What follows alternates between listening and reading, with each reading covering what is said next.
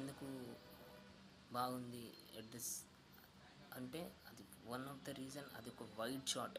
ఇప్పుడు మన సినిమాటిక్ టైమ్స్లో అది వైడ్ షాట్ వైట్ షాట్ అందులో ఇప్పుడు అక్కడ ఆ పోల్స్ ఎగ్జాక్ట్ ఆ పోల్స్ ఉన్నాయి. అది ఆ పోల్స్ ఆ రోడ్డు అదొక అవి లీడింగ్ లైన్స్ అనుకోవచ్చు. లీడింగ్ లైన్స్ అంటే నథింగ్ బట్ అదొక మన వ్యూవర్ ఐస్ని ఏ డైరెక్షన్లో తీసుకెళ్ళడానికి ఒక ఎనీథింగ్ ఒక లైన్స్ అనేవి మన నేచర్లో ఉండే ఆ లైన్స్ని లీడింగ్ లైన్స్ వాటికి అనుగుణంగా మనం కంపోజిషన్ జరుగుతుంది.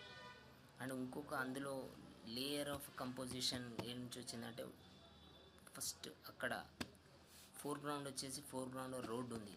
ఆ మిడిల్ గ్రౌండ్ వచ్చేసి అక్కడ ఇద్దరు పీపుల్స్ ఉన్నారు.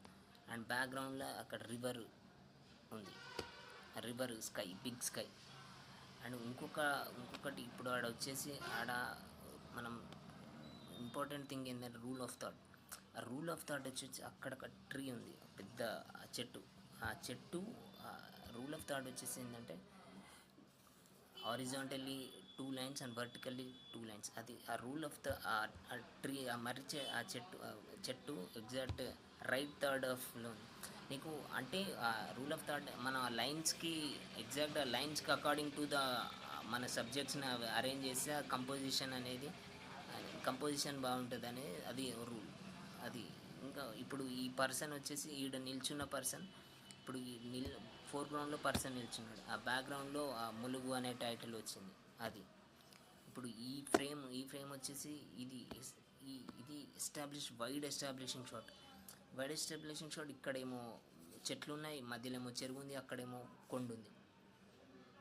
అది 3 layered కంపోజిషన్, డెప్త్ కంపోజిషన్ అంటారు. అది 3 వస్తుంది.